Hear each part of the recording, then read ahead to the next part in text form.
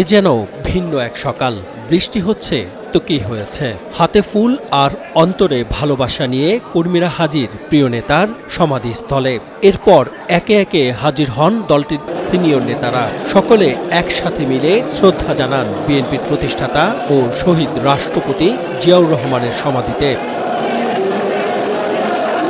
শ্রদ্ধা জানানো শেষে প্রয়াত রাষ্ট্রপতি জিয়াউর রহমানের আত্মার মাগফিরাত কামনা করে মোনাজাতে অংশ নেন সবাই।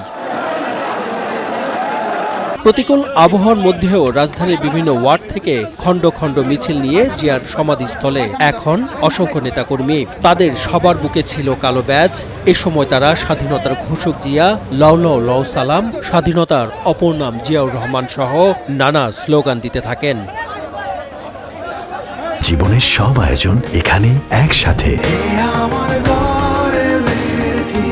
আওয়ামী লীগ পতনের পর প্রথমবারের মতো বিধিনিষেধ ও বাধা বিপত্তি ছাড়াই নেতাকর্মীরা বিভিন্ন জায়গা থেকে ফুল নিয়ে আসেন প্রিয় নেতাকে শ্রদ্ধা জানাতে। এ সময় তাদের কণ্ঠে ছিল জিয়াউর রহমানের আদর্শ মেনে দেশকে এগিয়ে নেয়ার স্লোগান। গণতন্ত্র প্রতিষ্ঠায় দেশের মানুষের ভোটাধিকার ফিরিয়ে দিতে দ্রুত নির্বাচন দিতে অন্তর্বর্তী সরকারের প্রতি আহ্বান জানান শ্রদ্ধা জানাতে আসা বিএনপি নেতারা।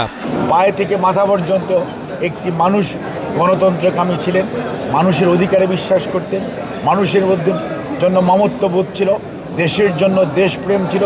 সর্বোপরি উনি একজন সৎ আদর্শ নাগরিক হিসাবে, রাষ্ট্রপতি হিসাবে বাংলাদেশ নয় পৃথিবীর ইতিহাসে এমনভাবে নিজের স্থান করে নিয়েছেন।